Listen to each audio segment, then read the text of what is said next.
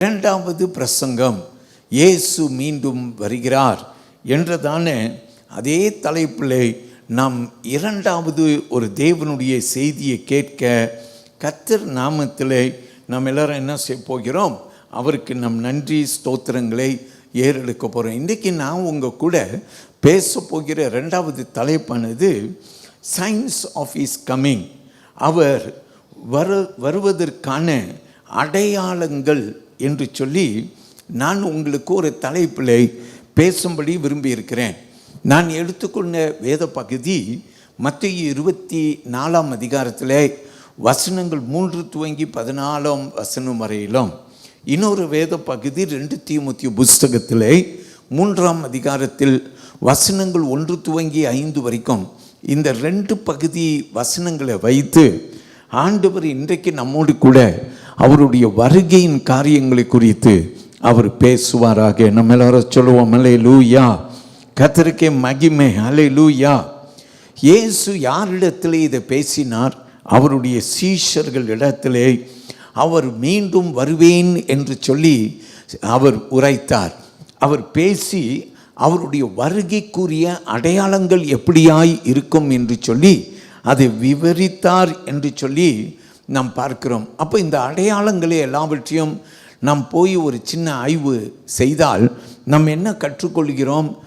வர வர இயேசுவுடைய வருகை நெருங்க நெருங்க உலகத்தின் சூழ்நிலை கடினமாய் இருக்கும் என்று நாம் அறிந்து கொள்கிறோம். கர்த்தருக்கு மகிமை உண்டாவதாக. Jesus is surely coming, for he has promised that he will come again. But is the world going to be a better place while he is coming? No, it's going to be worst and worst. நம்முடைய உலக சூழ்நிலைகள் இப்போது அழுத்தம் நிறைந்த சூழ்நிலையாய் இருக்கிறது. பயங்கர ஒரு சூழ்நிலைகளை நாம் எல்லோரும் கடந்து போகிறோம். இன்றைக்கு நாம் இந்த வேத பகுதியில் கொஞ்சம் கற்றுக்கொள்வோமே.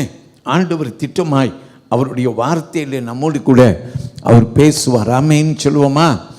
நான் ஒரு 3 காரியத்தை உங்களுக்கு வலியுறுத்தி நான் பேச போகிறேன். நாம் முதலாவது என்ன கற்றுக்கொள்ளப் போகிறோம் என்றால், அறிகுறிகளை நாம் அடையாளங்களை கண்டு கொள்ள போகிறோம், புரிந்து கொள்ள போகிறோம். அண்டர்ஸ்டாண்டிங் த சயின்ஸ் அப்படின்னு சொல்லி நாம் கற்றுக்கொள்ள பிரயாசம் எடுக்க போகிறோம். அதற்கு நான் ஆதாரமாக எடுத்திருக்கிற வசனம் மத்தேயு 24 அதிகாரத்தில் வசனம் 6 துவங்கி 8 வசனம் வரையிலும். என்னோடு கூட நீங்கள் எடுத்துக்கொள்ளுங்கள். மத்தேயு 24 அதிகாரம் வசனங்கள் 6, 7, 8. I call you to come so that we can read and understand the coming of Jesus Christ. All right, the Bible speaks like this. I will read first of all. It says like this: "And you will hear of wars and rumors of wars. See that you are not troubled. For all these things must come to pass, but the end is not yet. For nation will rise against nation, and kingdom against kingdom, and there will be famines, pestilences, and earthquakes in various places. All these are the beginning of sorrows." யுத்தங்களின் செய்திகளையும் கேள்விப்படுவீர்கள். கலங்காதபடி எச்சரிக்கையாயிருங்கள். இவைகளெல்லாம் சம்பவிக்க வேண்டியதே, ஆனாலும் முடிவு உடனே வராது. ஜனத்துக்கு விரோதமாய் ஜனமும் ராஜ்யத்துக்கு விரோதமாய் ராஜ்யம் எழும்பும். பஞ்சங்களும் கொள்ளை நோய்களும் பூமி அதிர்ச்சிகளும் பல இடங்களில் உண்டாகும். இவைகளெல்லாம் வேதனைகளுக்கு ஆரம்பம். நம்ம எல்லாரும் ஆமென் சொல்லுவோமா? வேத வசனத்திலே நம் ஒரு சில காரியங்களை கற்றுக்கொள்கிறோம். இயேசு வருவார். 2000 வருடங்களுக்கு முன்பு எழுதப்பட்டது. இன்றைக்கு நாம் எல்லாரும் சொல்லுகிறோம் இயேசுடைய வருகை மிக சமீபமாய் இருக்குதுன்னு சொல்கிறோம். அல்லேலூயா. இதோ வந்துவிட்டார், இதோ வாசல் அண்டே வந்துவிட்டார், இதோ வாசலை தட்டுகிறார். நாம் அறிகிறோம் இயேசுடைய வருகை மிக சமீபமாய் இருக்கிறது. நாம் சொல்லுவோம் ஆமென், கர்த்தருக்கு மகிமை. அப்போ வேத வசனத்தில் ஒரு அறிகுறியானது அங்கே wars and rumours of wars, யுத்தங்களின் செய்திகளையும் கேள்விப்படுவீர்கள் என்று வேத வசனம் சொல்கிறது. இன்றைக்கு எத்தனையோ யுத்தங்களை நாம் பார்க்கிறோம். யுத்த செய்திகளை நாம் அடிக்கடி கேள்விப்படுகிறோம். எத்தனையோ தேசங்கள் ஒன்றுக்குள் ஒன்று யுத்தம் செய்து கொண்டு இருக்கிறது. நாம் இதை மிகவும் அறிந்திருக்கிறோம். அல்லேலூயா. வேதத்திலே ஆண்டவர் சொல்லுகிறார், என்னுடைய வருகையின் நாள் நெருங்க நெருங்க அதில் ஒரு அடையாளமானது யுத்த பேச்சுகளும் யுத்தங்களும் நடக்கும் என்று சொல்லியிருக்கிறார். நாம் சொல்லுவோம் அல்லேலூயா, அல்லேலூயா. இது உலகத்தில் பல இடங்களிலே யுத்தங்கள் நடந்து கொண்டு இருக்கிறது. இப்போ தான் நம்ம இஸ்ரவேல் சீரியாவோடும் அல்லது பாலஸ்தீனோடும் இப்படி ஈரானோடும் அவர்கள் யுத்தம் நடத்தினதும் நடத்த பிரயாசம் எடுத்ததையும் நாம் அறிகிறோம். அல்லேலூயா. அப்போது பயங்கரமான யுத்தங்களை குறித்து நாம் பயங்கரமாய் நடைபெறுகிற யுத்தங்களை கண்ணால் பார்க்கிறோம், கேள்விப்படுகிறோம். நாம் முதல்ல ஆண்டவருக்கு நன்றி சொல்லலாம். நாம் இருக்கிற உலக பகுதியிலே, குறிப்பிட்டு மலேசியாவில் இப்படி யுத்தங்கள் இல்லாத ஒரு சூழ்நிலையில் கர்த்தர் நம்ம எல்லாரையும் நல்லா வைத்திருக்கிறார். அவருக்கு நம்ம எல்லாரும் இன்றைக்கி என்ன சொல்லலாம்? நன்றி சொல்லலாம். யோசித்து பாருங்க, யுத்தம் நடைபெறுகிற இடங்களில் அவர்கள் எப்படி வாழ்ந்து கொண்டு இருக்கிறார்கள், என்ன சூழ்நிலையாய் இருக்கும், எத்தனை மரணங்கள், எத்தனை குடும்பங்கள் இருந்தும் இல்லாமல் போய்விட்டார்கள். பிரியமான தேவ பிள்ளைகளே, நாம் இன்றைக்கு ஆண்டவருக்கு நன்றி சொல்லலாம். ஏன்னா நம்மை உலகத்தின் ஒரு பகுதியிலே சந்தோஷமாய் வைத்திருக்கிறார். நமக்கு நிறைய சூழ்நிலைகள்லாம் வருகிறது தான், ஆனால் எவ்வளவோ ஆண்டவர் மகிழ்ச்சியை நமக்கு கொடுத்திருக்கிறார்.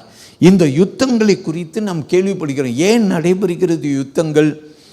நாம் அறிகிறோம், எல்லா ராஜ்யங்களும் அவர்கள்தான் சிறந்தவர்கள் என்று அவர்கள் தங்களை பிரதிபலிக்க, தங்களை வெளிப்படுத்த, தங்களை காட்ட எடுக்கிற முயற்சிகள் என்றும் நாம் பார்க்கிறோம். Hallelujah. Everyone want to be dominant. Everyone want to be powerful. Hallelujah. So we hear about war. யுத்தங்களை குறித்து நாம் கேள்விப்படுகிறோம். இது என்ன செய்கிறது? நமக்கு நம்முடைய அன்றன்ற வாழ்க்கையில் நித்தியமற்ற அல்லது சமாதானம் கெடுக்கப்பட்ட ஒரு சூழ்நிலை நம் எல்லாருக்கும் உருவாகிறது. இன்றைக்கு கர்த்தருடைய பிள்ளையோ, உங்கள் பைபிள், உங்கள் பேன், உங்கள் ஸ்கேல், உங்கள் நோட்புக் உங்கள் கையில் கண்டிப்பாக இருக்குன்னு இல்லையா? அப்போ இது புதுமை அல்ல. அப்போ வேதம் நமக்கு இன்றைக்கி என்ன சொல்கிறது? முதல்ல நாம் இந்த வேத பகுதியில் கற்றுக்கொள்கிறோம், இயேசு வரும்போது அல்லது வருவதற்கு அடையாளமான ஒன்று யுத்தங்களும் யுத்த பேச்சுகளும். நான் உங்களுக்கு நாம் என்ன செய்ய வேண்டும் என்று உங்களுக்கு அல்லது நமக்கு வேதம் சொல்லுகிறது என்று உங்களுக்கு நான் கற்றுக் கொடுக்க விரும்புகிறேன். நாம் என்ன செய்ய வேண்டும்? While we hear about wars and rumors of war, we can be thankful to God for we live in a part of the world where we enjoy peace. Amen. But what are we to do? நாம் என்ன செய்ய வேண்டும்? வேதம் நமக்கு கற்றுக் கொடுக்கிறது. சீக்கிரமாய் எடுத்து நாம் கவனிப்போம். 1 தீமோத்தேயு புஸ்தகத்துக்கு வந்தீங்கன்னா 2ஆம் அதிகாரத்தில் வசனங்கள் 1-2 வாசிக்க நாம் கேட்போம். வாசியங்கள் பார்ப்போமே. 1 தீமோத்தேயு புஸ்தகம் 2ஆம் அதிகாரம் வசனம் 1-2 கேட்போம். நான் பிரதானமாய் சொல்லுகிற புத்தி என்னவெனில், எல்லா மனுஷருக்காகவும் விண்ணப்பங்களையும் ஜெபங்களையும் வேண்டுதல்களையும் ஸ்தோத்திரங்களையும் பண்ண வேண்டும். நாம் எல்லா பக்தியோடும் நல்லொழுக்கத்தோடும் களங்கமில்லாமல் அமைதியுள்ள ஜீவனம் பண்ணும்படிக்கு, களங்கம் இல்லாத அமைதியான ஜீவியம் பண்ணத்தக்க ராஜாக்களுக்காகவும் அதிகாரம் உள்ள யாவருக்காகவும் அப்படியே செய்ய வேண்டும். ஆண்டவருக்கு மகிமை உண்டாகட்டும். ராஜாக்கள் யுத்தம் போட்டு கொண்டிருக்கலாம், அதிகாரிகள் யுத்தம் போட்டு கொண்டிருக்கலாம். ஆனால் வேதம் சொல்லுகிறது, நாம் சமாதானமாய் வாழத்தக்க நாம் என்ன செய்ய வேண்டுமாம்? ஜெபம் பண்ண வேண்டுமாம். அப்போ ஆண்டவருடைய பிள்ளை, எனக்கு தெரியும் கடைசி நாள் வரும்போது யுத்தங்களும் யுத்த பேச்சுகளும் நடக்கும் என்று யதார்த்தமாய் இராதபடிக்கு கிறிஸ்தவனான நாம் என்ன செய்ய வேண்டும் என்றால், நாம் சமாதானத்துக்காக ஜெபிக்க வேண்டும். நாம் சொல்லுவோம் அல்லேலூயா. ராஜாக்களுக்காக ஜெபிக்க வேண்டும். அல்லேலூயா. அதிகாரிகளுக்காக ஜெபம் பண்ண வேண்டும். இது முதலாவது நாம் கற்றுக்கொள்கிற ஒரு பாடம். இரண்டாவது ஒரு காரியம் நான் சொல்லும்படிக்கு விரும்புகிறேன். யாக்கோபு புஸ்தகத்தில் 2ஆம் அதிகாரத்தில் நீங்கள் வசனம் 15-16 வசனத்தை கவனிப்பீங்கன்னா, if you will come with me to James chapter 2 verses 15 and 16, I invite you to listen. கேளுங்கள் அந்த வசனத்தை. ஒரு சகோதரனாவது சகோதரியாவது வஸ்திரம் இல்லாமலும் அனுதின ஆகாரம் இல்லாமல் இருக்கும் போது உங்களில் ஒருவன் அவர்களை நோக்கி, நீங்கள் சமாதானத்தோടെ போங்கள், குளிர் காய்ந்து பசியாய் இருங்கள் என்று சொல்லியும் சரீரத்துக்கு வேண்டியவைகளை அவர்களுக்கு கொடாவிட்டால் பிரயோஜனம் என்ன? ஆமீன் சொல்லுவோமா? வேத வசனம் நமக்கு சொல்லிக் கொடுக்கிறது. யாக்கோபு புஸ்தகம் James chapter 2 verses 15 and 16. It says, when somebody is naked, when somebody is without clothes, it can be a brother, it can be a sister. What will be your reaction, your immediate reaction? Do you say go in peace without doing something for them? Hallelujah. சமாதானத்துடனே போங்கன்னு சொல்லுவீங்களா? இல்லை. ஹல்லேலூயா. வேதம் நமக்கு கற்றுக் கொடுக்கிறது, அவர்களுடைய தேவையை சந்திக்க வேண்டும். ஹல்லேலூயா. கர்த்தருக்கு மகிமை. நாம் வாழ்கிற இந்த உலகத்தில் இப்படி நம் பாடுகள் படல, ஆனால் நம்மை சுற்றி இருக்கிற பலர் இருக்கிறார்கள், தேவையோடு இருக்கிறார்கள். they are not people affected by war, but yet it doesn't matter. As God's children we must be helpful. ஆண்டவருடைய பிள்ளைகளாக நாம் எப்படி இருக்கணும்? உதவி செய்கிறவர்களாக இருக்க வேண்டும். அல்லேலூயா. இப்படி நாம் செய்வதற்கு ஆண்டவருடைய வேதம் நமக்கு அழைக்கிறது. அப்போ யுத்தம் நடக்கிற இடத்துல ஒரு கிறிஸ்தவன் என்ன செய்வான்? கண்டிப்பாக தன்னுடைய ஆதரவை கொடுப்பான். You can see many Christian organizations giving their best, going all out to war-torn areas to give their best support. எங்கெல்லாம் யுத்தம் நடக்குதோ அங்கெல்லாம் பாருங்கள், எத்தனையோ கிறிஸ்தவ ஸ்தாபனங்கள் என்ன செய்து கொண்டிருக்கிறார்கள்? பாடுபட்டு கொண்டிருக்கிறார்கள், அவர்கள் உதவி கொண்டிருக்கிறார்கள். காரணம் என்ன? வேதம் நமக்கு அப்படியாய் அழைக்கிறது. The Bible calls us to do so. We are not to look at and laugh. Hallelujah. பார்த்து சிரிப்பதற்கு அல்ல, ஆனால் செயல்பட வேண்டும். ஆனால் இன்னைக்கு நம்முடைய சூழ்நிலையில் ஒருவேளை யுத்தங்களிலே ஈடுபட்டவர்கள் நம் மத்தியில் இல்லை என்றாலும் ஒரு கிறிஸ்தவன் என்ன செய்ய வேண்டும்? மற்றவர்களுக்கு ஆதரவாக இருக்க வேண்டும், உதவியாளர்களாக இருக்க வேண்டும். இதை தான் நம்ம இங்கே வேத வசனத்திலே கற்றுக்கொள்கிறோம். I'll give you one more verse. வேதம் மத்தேயு 5ஆம் அதிகாரத்தில் 9வது வசனத்தில் இயேசு அவர் பேசின மலை பிரசங்கத்திலே பாக்கியவான் என்று சொன்னார். அந்த பாக்கியவான் வார்த்தையிலே அவர் உரைத்த ஒரு வார்த்தையை கேளுங்கள். I want you to listen to Jesus Mount Prayer. In Matthew chapter 5 and verse 9, you hear where Jesus said blessed. Let's see what blessed he speaks about. கேப்போமா? சமாதானம் பண்ணுகிறவர்கள் பாக்கியவான்கள், சமாதானம் பண்ணுகிறவர்கள் பாக்கியவான்கள், அவர்கள் தேவனுடைய புத்திரர் என்னப்படுவார்கள். அவர்கள் தேவனுடைய புத்திரர் என்னப்படுவார்கள். Blessed are the peacemakers, for they will be called children of God. Shall we say amen? அதனால தான் கிறிஸ்தவர்களாகிய நம்ம நீங்கள் பார்த்தீங்கன்னா நம்ம யுத்தத்துக்கு நிற்க மாட்டோம், சமாதானம் பண்ணுவதற்கு நிற்போம். அல்லேலூயா. கிறிஸ்தவர்கள் சமாதானம் செய்கிறவர்கள். அல்லேலூயா. நமக்கு விரோதமாக யார் என்ன செய்தாலும் ஒரு கிறிஸ்தவனுடைய உடன் ஒரு குணம் என்னன்னா, அவன் சமாதானம் செய்கிறவன். அல்லேலூயா. உங்களுக்கு ஏதாவது ஒரு குணம் இருக்குன்னு வச்சுக்கோங்க. ஒருவேளை நீங்கள் யாருக்கு உங்களுக்கு நிந்தித்தார்களோ அவர்களை நிந்திக்கக்கூடியவர்கள், பழி வாங்கக்கூடியவர்கள், அது உனக்குள்ளே இருக்கக்கூடிய ஒரு ஒரு ஒரு ஒரு சூழ்நிலை என்று பார்ப்போமே. கர்த்தருடைய வசனம் நமக்கு என்ன சொல்லுகிறது? பழி வாங்குவது உன்னுடையது அல்ல, அது ஆண்டவருடையது. ஆமேன். நீ என்ன செய்யணுமா? எல்லாரோடு கூட சமாதானம் கொள்ளணுமா? ஆமேன். The Bible talks and the Bible says that we must be peacemakers. Anyone could have done anything to you. We are not to be revengeful, for because the Lord says revenge is on me.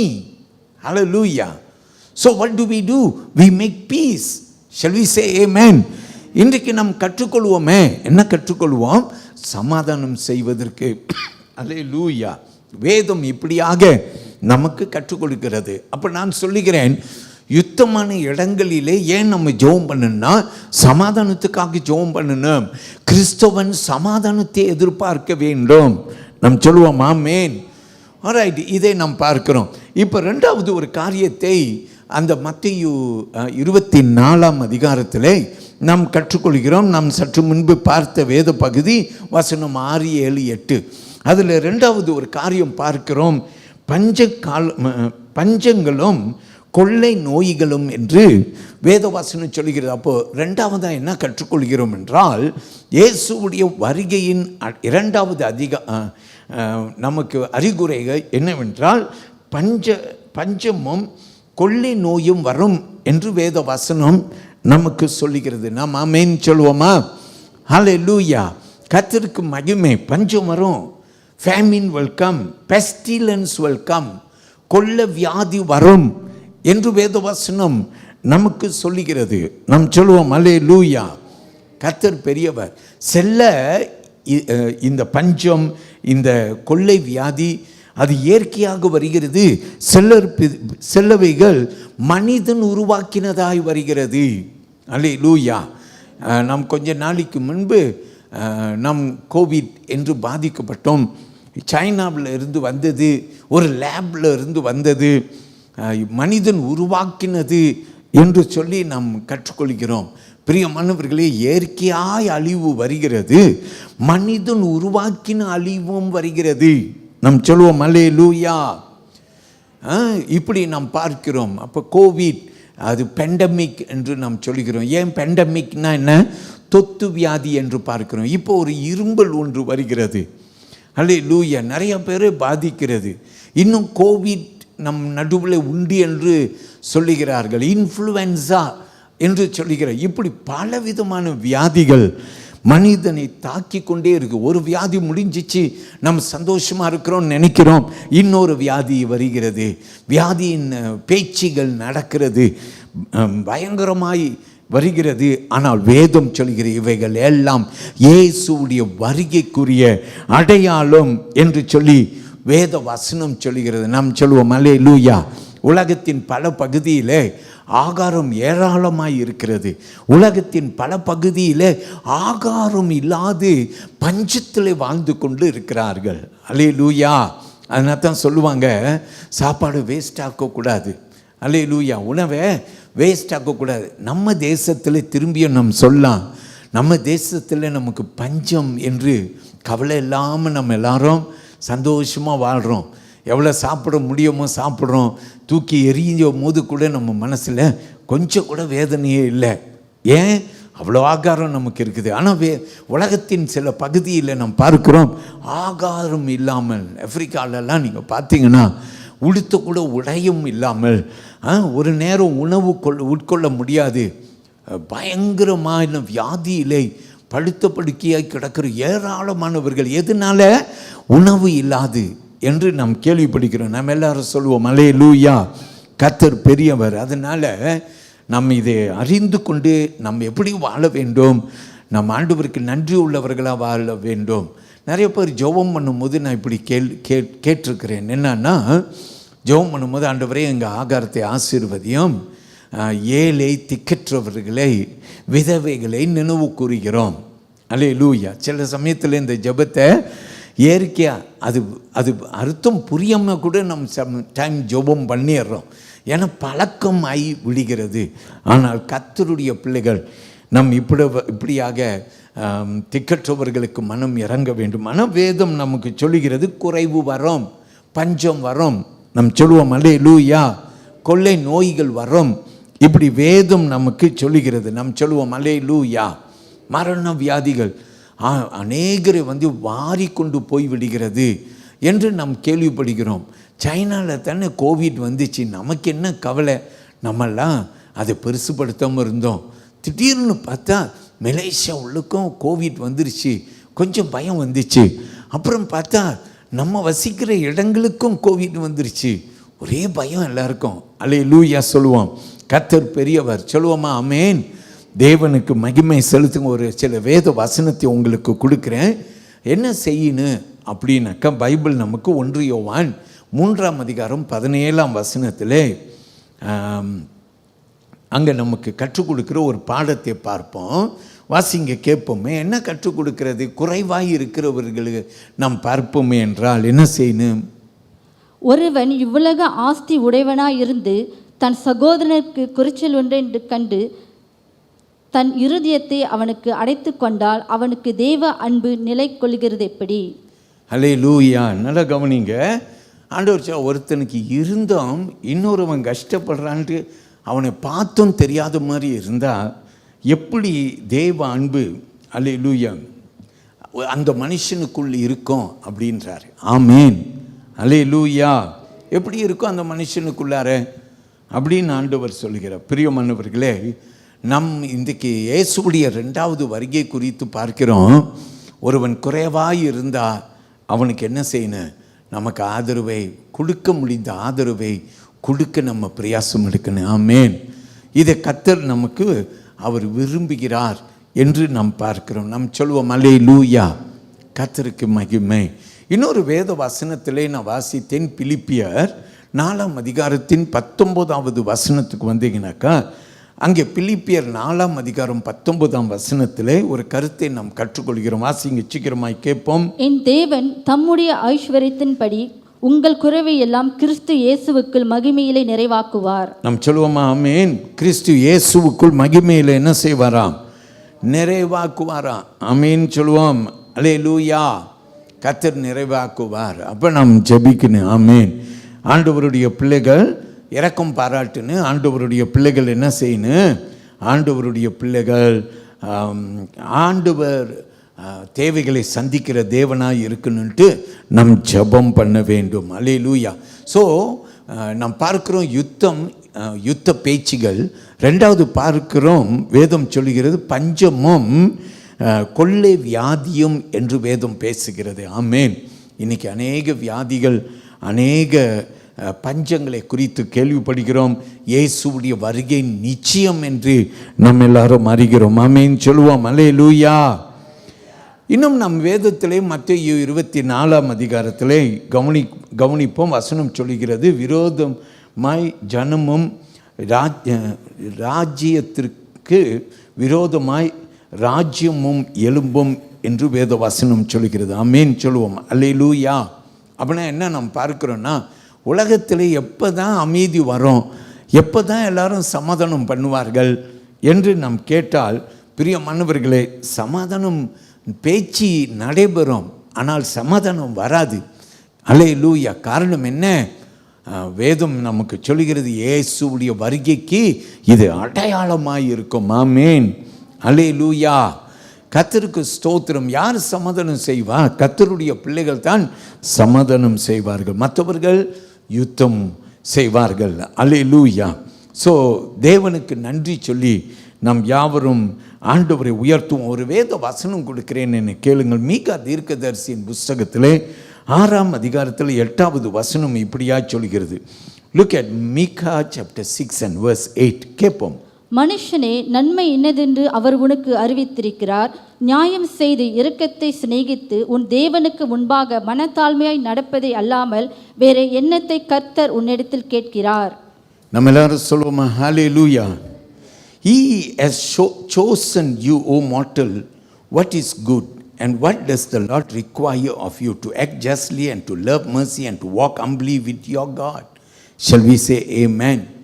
அல்லேலூயா. பிரியமானவர்களே, வேதம் நமக்கு சொல்லுகிறது நாம் எப்படி நடக்குன்னா உத்தமமாய் நடக்கணும். அநியாயம் செய்கிறவன் அநியாயம் செய்யட்டும் வேதம் சொல்லுகிறது. ஆனால் கர்த்தருடைய பிள்ளை இப்படி ஒரு குணத்துக்கு வரக்கூடாது. அவன் செய்கிறான், நானும் செய்வேன். யாராவது இப்படி இருக்கிறோமா? அவங்களாம் செய்கிறாங்க, நான் ஏன் செய்யக்கூடாது? யாராவது நீங்கள் அப்பா அம்மாட்டெல்லாம் கேட்குறீங்களா? அவங்களாம் அப்படி செய்கிறதுனால நான் ஏன் அப்படி செய்யக்கூடாது? நான் ஏன் அப்படி நடக்கக்கூடாது? ஏன் நீ அப்படி நடக்கக்கூடாதுன்னா, நீ கர்த்தருடைய பிள்ளை. அல்லேலூயா. ஆண்டவர் அவர் நாமம் தரித்திருக்கிறார். நீ கர்த்தருடைய பிள்ளை என்றபடினாலே நாம் அப்படி செய்யக்கூடாது. ஆமேன் சொல்லுவோமா? அல்லேலூயா. ஸோ வேதம் நமக்கு கற்றுக் கொடுக்கிறது. we must live a just life. நேர்மையான வாழ்க்கையை நம்ம எல்லாரும் வாழ கற்றுக்கொள்ள வேண்டும். ஆமேன் சொல்லுங்க. அல்லேலூயா. So we must love mercy, and it says walk humbly with our God. Amen. அல்லேலூயா. இரக்கம் பாராட்டுன்னு நாம் எப்படி நம் கர்த்தருக்குள்ளார தாழ்மையாய் நடக்குன்னு அப்படின்னு வேதம் நமக்கு கற்றுக் கொடுக்கிறது. அல்லேலூயா. The world can do anything. People around us can do anything. அவங்களாம் செய்கிறாங்கன்னு சொல்லி நாம் செய்வதற்கு அவசியமே கிடையாது. ஆமென் சொல்லுவோமா? அல்லேலூயா. கர்த்தர் பெரியவர். ரெண்டாவது ஒரு காரியம், சங்கீத புஸ்தகத்தில் 24ஆம் சங்கீதத்தின் 1வது வசனத்துக்கு நீங்கள் வந்தீங்கன்னா அந்த வசனம் நமக்கு இப்படியாய் கற்றுக் கொடுக்குது. Look at Psalm 24 and I want you to look at verse 1. வாசியுங்கள். பூமியும் அதன் நிறைவும் உலகமும் அதிலுள்ள குடிகளும் கர்த்தருடையது. எல்லாரும் ஆமென் சொல்லுவோமா? அல்லேலூயா. பூமியும் அது நிறைவும். அல்லேலூயா. Everything, the creation or the earth and everything belongs to the Lord அப்படின்னு வேதம் சொல்லுகிறது. ஆமென் சொல்லுவோமா? எல்லாம் ஆண்டவருடைய. மனிதன் யுத்தம் போடட்டும், ஆனால் எல்லாம் ஆண்டவருடையது. அல்லேலூயா. எந்த மனுஷனுக்கு தான் எல்லாத்தையும் சுதந்திரிக்கணும்னு ஆசை இல்லை. எவ்வளோ பணம் இருந்தாலும் இன்னும் பணம் வேணும் என்ற கொள்கை தான் மனிதனுக்கு உண்டு. அல்லேலூயா. ஸோ பிரியமானவர்களே, கர்த்தருக்கு நன்றி சொல்லி நம்ம ஒரு நல்ல கிறிஸ்துவ வாழ்வை வாழ கற்றுக்கொள்வோம். ஆண்டவருக்கு மகிமை. ஆல்ரைட். இந்த வசனங்களிலே நான் உங்களுக்கு சொல்லும் செல்ல அறிகுறிகள் இவைகள். ஆனால் இயேசுவுடைய வருகையிலே வேதம் சொல்லுகிறது அவருடைய வருகை அதிசீக்கிரமாக இருக்கும். இயேசுவுடைய வருகை குறித்து வேதம் சொல்லுகிறது அவர் வாசல் அண்டே வந்துவிட்டார். அவர் வரும்போது அடையாளங்கள், இன்னைக்கு அந்த அடையாளங்கள் எல்லாம் தோன்றி கொண்டு இருக்கிறது. கர்த்தருடைய பிள்ளைகளுக்கு வேதம் என்ன சொல்கிறது? நம்முடைய இந்த வருடத்தின் வாக்குத்தத்த வசனம் என்ன சொல்கிறது? சங்கீத புஸ்தகத்திலே 46ஆம் சங்கீதத்தின் 1வது வசனம் சொல்கிறது, God is our refuge and strength and ever present help in trouble. கர்த்தர் எப்படி இருக்கிறார்? கர்த்தர் எனக்கு அடைக்கலமும், கர்த்தர் எனக்கு பலனும், ஆபத்து காலத்தில் அனுகூலமுமான அடைக்கலமானவர், துணையுமானவர் அப்படின்னு சொல்லி நாம் கற்றுக்கொள்கிறோம். ஸோ கர்த்தருடைய பிள்ளைகள் நம்ம பதற வேண்டாம், கவலைப்பட வேண்டாம். வியாதின்னு வந்துச்சுனாலும் கவலைப்பட வேண்டாம். கர்த்தரை சார்ந்து கொள்வோம். Hallelujah. So the lord calls us to come closer to him. இந்த கோவிட் காலத்தில் நீங்கள் பார்த்தீங்கன்னா உலகம் எங்கும் அநேகர் அவர்கள் கர்த்தரண்டை நெருங்குகிறதை நாம் பார்த்தோம். ஆமென். எல்லா இடத்துலையும் ஜெபங்கள் நடக்கிறதும் இதெல்லாம் நாம் பார்த்தோம். கர்த்தருடைய பிள்ளைகள் நம்ம என்ன செய்ய வேண்டுமா? நாம் இப்படியாக இருக்க பிரயாசம் எடுக்க வேண்டும். ஆமென் சொல்லுவோம். So God bless us. ரெண்டாவது, மத்தேயு 5ஆம் அதிகாரத்தில் நீங்கள் 14வது வசனத்துக்கு போனீங்கன்னாக்கா வசனம் சொல்லுகிறது, நீங்கள் மலையின் மேலே வைக்கப்பட்ட விளக்காய் இருக்கிறீர்கள் அப்படின்னு வேத வசனம் சொல்லுகிறது. So we are to be the light of the world. Christians are to be the light of the world. கிறிஸ்தவர்கள் எப்படி வாழணுமா? அவர்கள் ஒளியாய் பிரகாசிக்க வேண்டுமாம். நாம் சொல்லுவோம் அல்லேலூயா. உலகம் பாவம் செய்து நானும் பாவம் செய்கிறேன். இன்றைக்கி நிறைய கிறிஸ்தவர்களாகிய நாம் நிறைய கெட்ட பேரை தான் வாங்கியிருக்கிறோம். நிறைய கிறிஸ்தவர்கள் ஆண்டவர் பயம் இல்லாமல் வாழுகிறார்கள். ஆனால் கர்த்தருடைய பிள்ளைகளாகிய நம்ம எப்படி வாழணும்னா ஒளியாய் இருக்க வேண்டும், மலையின் மேலே வைக்கப்பட்ட விளக்கை போல் இருக்க வேண்டும் அப்படின்னு வேதம் நமக்கு கற்றுக் கொடுக்குது. ஆமென் சொல்லுவோமா? அல்லேலூயா. கர்த்தர் பெரியவர். இந்த வேத வசனத்திலே நீங்கள் என்ன கற்றுக்கொள்வீங்கன்னா, மத்தேயு 24ஆம் அதிகாரம் 6லிருந்து 8 வரைக்கும் நாம் வாசிக்க கேட்டோம். ஆனால் அந்த 8வது வசனம் சொல்லுகிறது என்னன்னு கவனிங்க. வாசிங்கள் திரும்பி அந்த 8வது வசனம். இவைகள் எல்லாம் வேதனைகளுக்கு ஆரம்பம். வேதனைகளுக்கு ஆரம்பம் என்று வேத வசனம் சொல்லுகிறது. This is not the end, because there is war and the talk of war, and you also see pestilence, you see deadly sickness. இவைகள் எல்லாத்தையும் வேதம் சொல்லுகிறது இவைகள் எல்லாம் ஆரம்பம் என்று சொல்லுகிறது. நாம் சொல்லுவோம் அல்லேலூயா. இவைகள் எல்லாம் ஆரம்பம். இன்றைக்கு நாம் கண்டு கொண்டு இருக்கிறது இயேசுவுடைய வருகைக்கு ஒரு அடையாளம். ஆனால் வேதம் சொல்லுகிறது இவைகள் ஆரம்பம், இன்னும் முடிவு வரல. அல்லேலூயா. இன்னும் முடிவு வரல. இப்போ தொடர்ந்து வேத வசனத்தில் கவனிப்போம். வசனம் 10 12 வசனம் வரைக்கும் நாம் வாசிக்க கேட்போம். வாசியுங்கள். அப்பொழுது அநேகர் இடறல் அடைந்து ஒருவருக்கொருவர் காட்டி கொடுத்து ஒருவரை ஒருவர் பகைப்பார்கள். அநேக கள்ள தீர்க்க தரிசிகளும் எழும்பி அநேகரை வஞ்சிப்பார்கள். அப்போ முதல்ல கற்றுக்கொள்ளுங்க, வேத வசனம் சொல்லுகிறது ஒருவரை ஒருவர் பகைப்பார்கள். இப்போ கள்ள தீர்க்க தரிசிகள் அநேகர் எழும்பி என்ன செய்வார்களாம்? அநேகரை வஞ்சிப்பார்கள். அல்லேலூயா. அப்போ நாம் கற்றுக்கொள்கிறோம், பின்பு தொடருவோம். ஆனால் இங்கே வேத வசனம் சொல்லுகிறது அநேக கள்ள தீர்க்க தரிசிகள். சொல்லுங்க அல்லேலூயா, அல்லேலூயா. கள்ள போதகம். அதனால தான் நிறையா ஊழியக்காரவங்க, நல்லா தேவனுக்கு பயந்த ஊழியக்காரவங்க சொல்லுவாங்க, ஒரு சபையை தேர்ந்தெடுத்துக்கோங்க, அந்த சபையில் உண்மையாக இருங்கள். ஆமேன். சபையின் போதனைகளை பற்றி கொள்ளுங்கள். அல்லேலூயா. ஏன் நிறைய கள்ள போதகங்கள் வரோம். நம்ம சொல்லுவோம், பாஸ்டர் நோ ப்ராப்ளம், நாங்கள் நல்ல ஒரு சபையில் இருக்கோம். ஆனால் இன்றைக்கி சோஷியல் மீடியா மூலமாக நமக்கு ஏராளமான போதனைகள் வருகிறது. எல்லாம் கேட்க இனிமையாக இருக்கும், ஆனால் ஜாக்கிரதையாக இருக்க வேண்டும். காரணம் என்ன? கள்ள போதகங்கள் வரம். வேதம் சொல்லுகிறது. அல்லேலூயா. கள்ள போதகங்கள் வரம். நாம் சொல்லுவோமா? ஆமேன். கர்த்தருக்கு மகிமை செலுத்துங்கள். அப்போ இந்த கள்ள போதகத்திற்கு ஆண்டவருடைய வேதம் நமக்கு என்ன கற்றுக் கொடுக்க? ஓகே, எண்டேல கடைசி காலத்தில் கள்ள போதகங்கள் வரும்.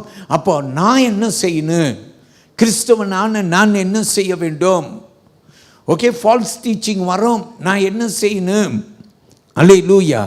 அதனால தான் நான் அடிக்கடி சபையில் சொல்லுவேன், நம் அறிமுகப்படுத்துகிற தேவ ஊழியர்களின் செய்திகளை கேளுங்கள். எல்லா செய்திகளையும் கேட்க முடியாது. சில பேர் நினைக்கிறாங்க, நான் சர்ச்சுக்கு போகலனாலும் பரவாயில்ல, எனக்கு ஆன்லைனில் ஆராதனை நடந்து கொண்டிருக்கிறது. அவைகள் உனக்குரிய ஆராதனைகள் அல்ல. அல்லேலூயா. உன் திருச்சபையின் ஆராதனையில் நீ கலந்து கொள்ள வேண்டும். ஏன்னா ஆண்டவர் உன்னோடு பேச விரும்புகிறது உன் சபை மூலமாய். அல்லேலூயா, அல்லேலூயா. கர்த்தருக்கு மகிமை. அப்போ கள்ள போதகத்தை குறித்து வேதம் பேசுகிறது. அப்போ நம்ம என்ன செய்யணும்? முதல்ல நான் உங்களுக்கு இதற்கு ஒரு சில ஆலோசனை கொடுக்கிறேன், என்னை கேளுங்க. முதல்ல கர்த்தருடைய பிள்ளைகள் நம்ம கள்ள போதகத்தில் இருந்து ஜெயம் பெறணும்னா நமக்கு வேத அறிவு வேண்டும். இன்னைக்கு ஏன் கள்ள போதகத்திற்கு நிறைய பேர் விழுந்து விடுகிறார்கள் அப்படின்னு நீங்கள் கேட்டிங்கன்னா அதுக்கு ஒரே காரணம்தான். ஏனென்றால் அவர்களுக்கு வேதத்தின் அறிவு இல்லை, வேதத்தை பகுத்து அறியக்கூடிய அறிவு இல்லை. எல்லாவற்றையும் கேட்டு அவர்களுக்கு வேதத்தை ஆழமாய் அறியாதபடியினாலே கள்ள போதகத்துக்கு விழுந்து விடுகிறார்கள். அல்லேலூயா. Every pastor wants to be different. Everyone wants to impress someone. So they come up with all kinds of teaching. Sometimes some servants of God, they tend to teach things in a false way, not realizing that it is wrong. Hallelujah. அப்போ போதகர்களும் அறியாமல் அவர்கள் கள்ள போதகத்தை போதிக்கிறார்கள். அப்போ வேத அறிவு ஆழமாய் நமக்கு இல்லாதபடியினாலே நாமும் அந்த கள்ள போதகத்திற்கு ஆளாகி விடுகிறோம். அப்போ வேதம் நமக்கு கற்றுக் கொடுக்கிறது. பிரியமானவர்களே, வேதம் சொல்லுகிறது ஜாக்கிரதையாக இருக்க வேண்டும்.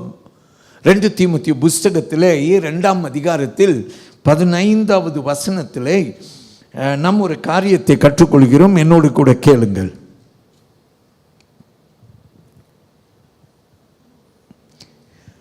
2 தீமோத்தேயு 2ஆம் அதிகாரம் 15வது வசனம் வாசிங்க. நீ வெட்கப்படாத ஊழியக்காரனாயும் சத்திய வசனத்தை நிதானமாய் பகுத்து போதிக்கிறவனாயும் உன்னை தேவனுக்கு முன்பாக உத்தமனாக நிறுத்தும்படி ஜாக்கிரதையாயிரு. ஆமென் சொல்லுவோம். Do your best to present yourself to God as one approved, a worker who does not need to be ashamed and who correctly handles the word of truth. Amen. Hallelujah. தேவனுக்கு முன்பாக கர்த்தருடைய பிள்ளைகள், நம்ம சர்ச்சில் நான் சொல்கிறேன், நீங்கள் ஃபோன் பாய்க்காதீங்க. சர்ச்சில் வந்துட்டா அந்த கொஞ்சம் டிசிப்ளின் கொண்டு வாங்க. அல்லேலூயா. புக் எடுங்க, பென் எடுங்க, ஸ்கேல் எடுங்க, குறிப்பு வைத்து கொள்ளுங்க. ஆமேன். ஏன் நம்ம குறிப்பு வைத்து கொண்டால் இன்னும் நமக்கு அது ஆழமாய் மனதில் பதியும் என்றதற்காக. சொல்லுங்க amen. So people of God, I want to say praise the lord. அப்போ நம்ம என்ன கற்றுக்கொள்ளணும்னா, கள்ளப்போதகத்துக்கு நம்ம விழுந்துடக்கூடாது. ஏன்னா காலம் வர வர இன்னும் நிறைய கள்ளப்போதகங்கள் வரும். அல்லேலூயா. நமக்கு வேதம் சொல்லப்படுகிறது, அதாவது இன்றைய உலகத்தில் சொல்லப்படுகிறது, the Bible is outdated. We need to rewrite the Bible for our present time. This Bible is 2000 years old. ஆனால் வேதம் நமக்கு சொல்கிறது, வேதம் போதுமானது, அதை கூட்டவும் கூடாது, குறைக்கவும் கூடாது. அப்போ மனுஷன் என்ன செய்ய பார்க்கிறான்னா, வேதத்தையே புரட்ட பார்க்கிறான். அவனுக்கு வேதம் என்ன சொல்லுகிறது? ஐயோ என்று சொல்லுகிறது. சொல்லுங்க ஆமேன். ஸோ அதனால் ஆண்டவருடைய பிள்ளைகள் நம்ம என்ன செய்யணும்? ரொம்ப கேர்ஃபுல்லாக இருக்கணும். எல்லாரும் அல்லேலூயா சொல்லுவோமா? ரொம்ப கேர்ஃபுல்லாக இருக்கணும். கர்த்தருடைய பிள்ளைகள் முதல்ல வேத அறிவுக்கு ஏராளமான இடம் கொடுக்கணும். நீங்கள் பைபிள் தூக்கிட்டு வராத ஆளாக இருந்தால் பைபிள் தூக்கிட்டு வரணும். பாஸ்டர் சொல்லுகிறபடி ஒரு பேன் இருக்குன்னு, ஒரு ஸ்கேல் இருக்குன்னு, ஒரு நோட் புக் இருக்குன்னு. அல்லேலூயா. வேதத்தை வாசிக்கணும், வேதத்தை தியானிக்கணும். அல்லேலூயா. இப்படி நீங்கள் உங்களை ஆயத்தப்படுத்தி கொள்ள வேண்டும். சொல்லுங்க ஆமேன். ரெண்டாவது ஒரு காரியம் வேதம் என்ன தெரியுமா சொல்லி கொடுக்குது? வேதம் சொல்லுகிறது, எல்லா ஆவிகளையும் பகுத்து அறிய தெரிய வேண்டும். ஆமேன். அல்லேலூயா. எல்லா ஆவியையும் பகுத்து அறியணுமா? வேதத்திலே ஒரு வசனம் உங்களுக்கு கொடுக்கிறேன். அப்போஸ்தலர் 17ஆம் அதிகாரத்தில் வசனம் 11வது வசனம் வாசியுங்கள், கேட்போம். Come to Acts of the Apostles chapter 17 and verse 11. கேட்போம். அந்த பட்டணத்தார் மனோவாஞ்ச வசனத்தை ஏற்றுக்கொண்டு காரியங்கள் இப்படி, அந்த பட்டணத்தார் சந்தோஷமாய் வசனத்தை ஏற்றுக்கொண்டு, மனோவாஞ்சியாய் வசனத்தை ஏற்றுக்கொண்டு காரியங்கள் இப்படி இருக்கிறதா என்று தினந்தோறும் வேத வாக்கியங்களை ஆராய்ந்து பார்த்ததினால் தெசலோனிக்கேயில் உள்ளவர்களை பார்க்கிலும் நற்குணசாலிகளாய் இருந்தார்கள். எல்லாரும் ஆமீன் சொல்லுங்க. ஹல்லேலூயா. ஸோ ஆண்டவருக்கு ஸ்தோத்திரம். அப்போ வசனத்தை என்ன செய்தார்களாம்? அவர்கள் சோதித்து அறிந்து கொண்டார்களாம். சோதித்தார்கள் அப்படின்னு வசனத்தை குறித்து வேதம் நமக்கு சொல்லுகிறது. ஆமீன் சொல்லுங்க. ஹல்லேலூயா. வசனத்தை சோதித்து அறிந்து கொண்டார்கள். So test every spirit. நான் பார்க்கணும். ஆமீன். நான் ஒரு வீட்டுக்கு போயிருந்தேன். அங்கே போயிருக்கும் போது அந்த அப்பாவும் அம்மாவும் ஒரு பையன் இருக்கிறான். அந்த பையன் வந்து அடிக்கடி வீட்டில் இப்படி ஒரு சபையை நான் ஆன்லைனில் பார்க்குறேன், நான் அங்கே போகணுன்னு ரொம்ப அடம் பிடிச்சானா. அப்பா அவன் அங்கே அம்மா சொன்னாங்களா, அடம் பிடிச்சிட்ருக்கிறான் பையன், பரவாயில்ல நம்ம கூட்டிகிட்டு போவோம் அப்படின்னு. அப்படி சொன்ன உடனே அப்பா சொன்னாரா, நோ நோ நோ, எனக்கு இதான் சபை, அதனால நான் இந்த சபையில் உண்மையாக இருப்பேன், நீங்கள் வேணா போயிட்டு வாங்க. ஸோ அம்மா என்ன செஞ்சாங்களா, சந்தோஷப்படுத்துறதுக்காக அவனை கூட்டிக் கொண்டு அந்த சபைக்கு போனாங்களாம். அங்கே ஒரே ஆர்ப்பாட்டமாம், சபையில் ஒரே சத்தமாம். இப்படியெல்லாம் சில அனுபவத்தை சொல்கிறாங்க. சொல்லிகிட்டு இருக்கும்போது அந்த பையன் என்கிட்ட சொல்கிறான், பாஸ்டர் வெளியில் பார்க்குறதுக்கு நான் என்னமோ நினைத்தேன், ஆனால் போன பிற்பாடு உடனே என் மனசில் ஒரு தீர்மானம் பண்ணேன், பாஸ்டர் நம்ம சபையை விட்டுட்டு நான் போகவே மாட்டேன், நான் போனதற்காக என்ன செய்யுங்க, என்னை மன்னிச்சிடுங்க. எனக்கு ரொம்ப சந்தோஷம். அவங்க கையை பிடித்து கொண்டு, அப்பா அம்மா தம்பி எல்லாரும் கையும் பிடித்து கொண்டு நான் ஜெபம் பண்ணேன். அல்லேலூயா, ஆண்டவருக்கு நன்றி சொன்னேன். அவன் சொன்னான், அந்த சபையில் செய்கிற சில காரியங்கள் பாஸ்டர், எனக்கு அதை நான் பார்க்கும்போது அது தேவ சித்தம் இல்லாமல் நடக்கிறது போல நான் கண்டு கொண்டேன். கைகளை உயர்த்தி ஆமீன்னு சொல்லுங்கள். அப்போ பிரியமானவர்களே, இவன் என்ன செய்தான், கண்டு கொண்டானா. ஆமேன், கண்டு கொண்டான். இது தேவ சித்தத்திற்கு ஏற்றது அல்ல. சொல்லுங்க ஆமேன். அல்லேலூயா. இன்னொரு வசனமும் இருக்கு பாருங்க. தீத்து புஸ்தகத்தில் 1ஆம் அதிகாரத்தில் 9வது வசனம் நமக்கு இப்படியா பேசுகிறது. சீக்கிரமாய் கேட்போம். தீத்து 1ஆம் அதிகாரம் 9ஆம் வசனம். Titus chapter 1 verse 9. Hold firmly to the trustworthy message as it has been taught, so that he can encourage others by sound doctrine and refute those who oppose it. கவனித்து பார்ப்போம். ஆரோக்கியமான உபதேசத்தினாலே புத்தி சொல்லவும் எதிர் பேசுகிறவர்களை கண்டனம் பண்ணவும் வல்லவனமாய் இருக்கும்படி தான் போதிக்கப்பட்டதற்கேற்ற உண்மையான வசனத்தை நன்றாய் பற்றி கொள்ளுகிறவனமாய் இருக்க வேண்டும். ஆமென் சொல்லுவோமா?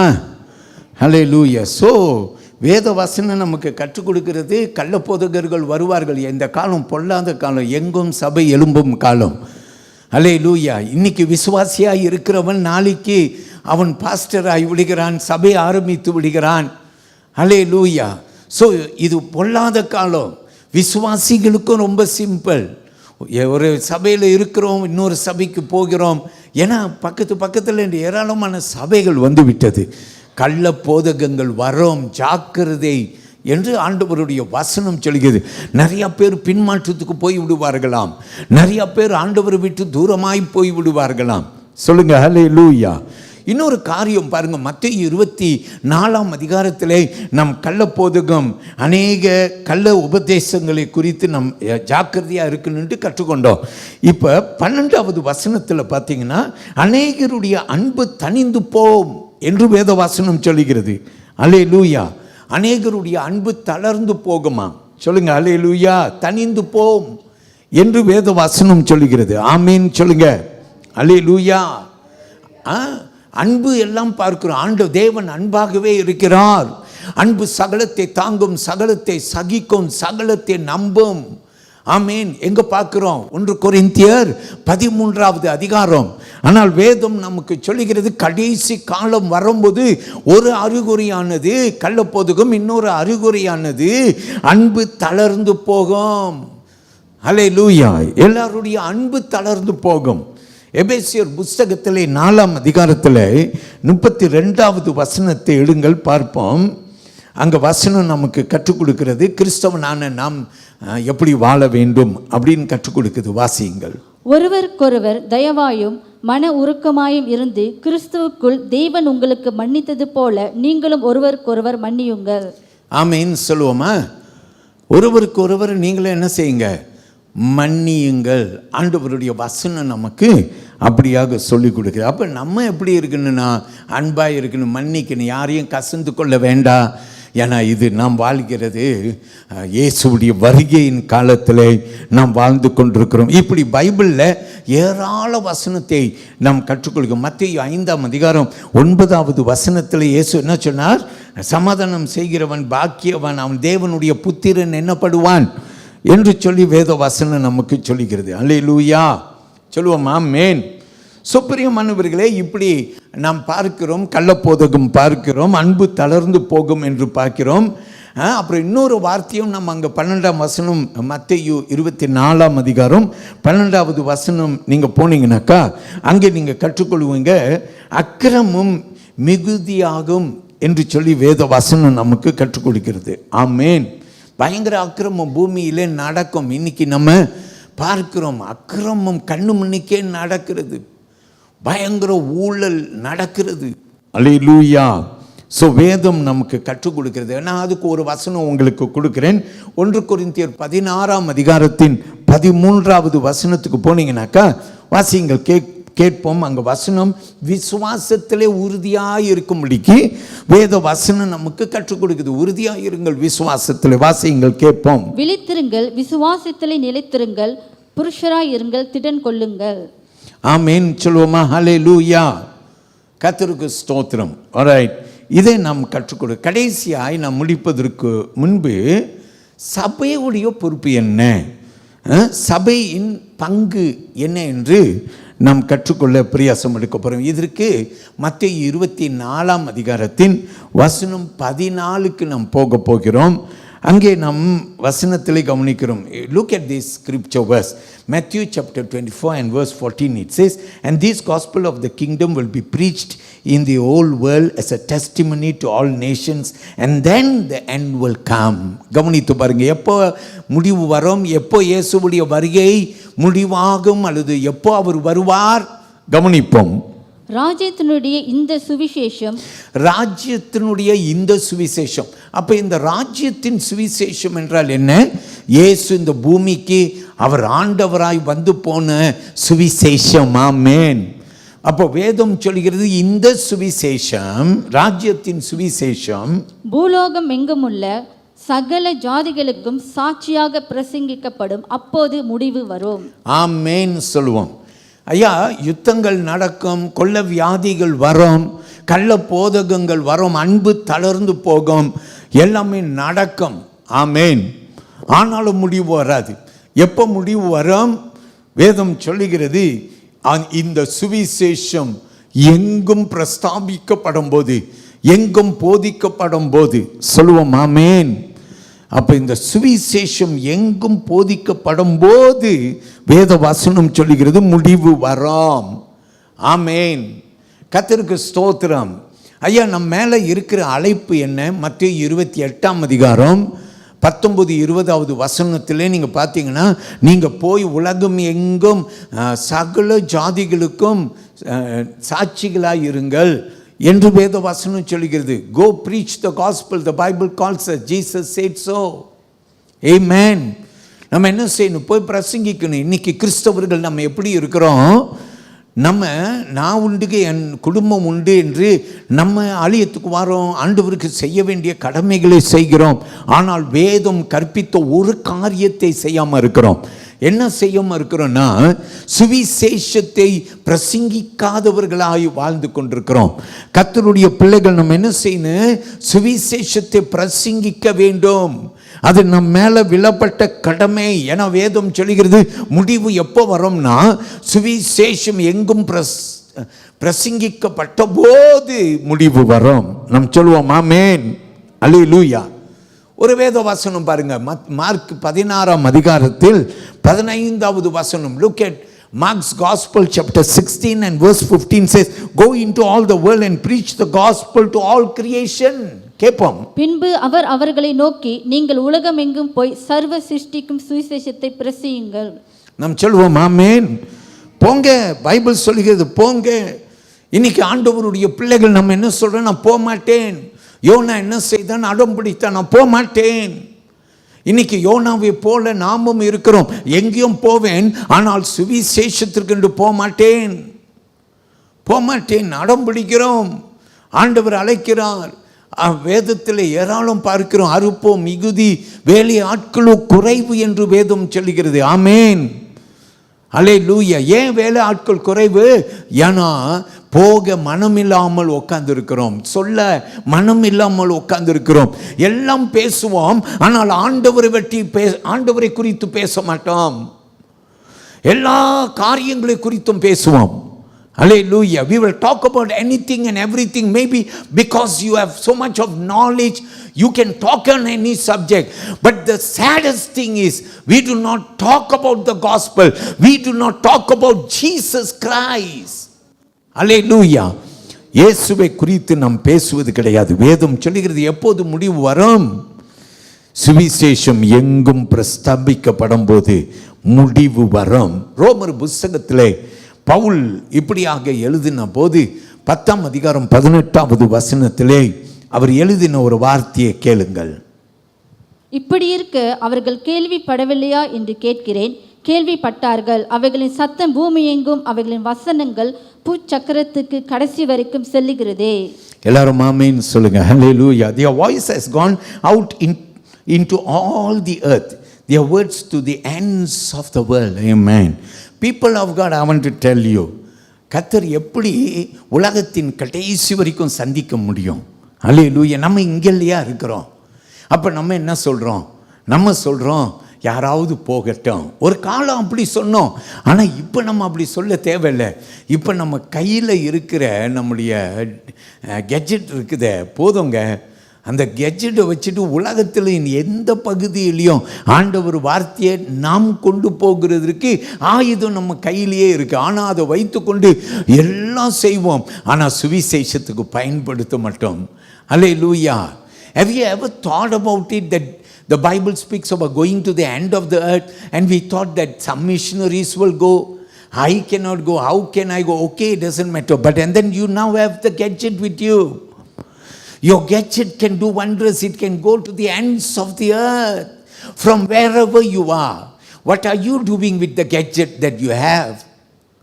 என்ன செய்து கொண்டிருக்கிறாய்? அல்லேலூயா. அப்போ நம்ம கற்றுக்கொள்கிறோம், இன்றைக்கி மிஷினரி போகலாம், மிஷினரிகள் போகிறதை ஆதரிக்கலாம். பிரியமானவர்களை, கையில் உள்ள நம்முடைய டிஜிட்டல் கருவிகளை பயன்படுத்தி சுவிசேஷத்திற்கு நான் என்ன செய்யலாம்? அல்லேலூயா, நான் என்ன செய்யலாம்? என் பங்கு என்ன? அதனால் சில பேர் சொல்லுவாங்க, குட் மார்னிங் மெசேஜ் ஜஸ்ட் அனுப்புகிறீங்களே, வேறு ஏதாவது செய்யலாமே. எல்லாரும் சொல்லுங்கள் amen. Think creatively, reach out to people. நிறைய பேர் நீங்கள் போய் பார்க்கலாம், ஏராளமானவர்கள் சுவிசேஷத்தை சொல்லி கொண்டிருக்கிறார்கள். கெஜெட்டை பாய்க்கிறதை நான் பார்க்கிறேன். Amen, hallelujah. America is shaken, Europe is shaken, because a lot of other religious group have moved in. But and then I see a lot of YouTube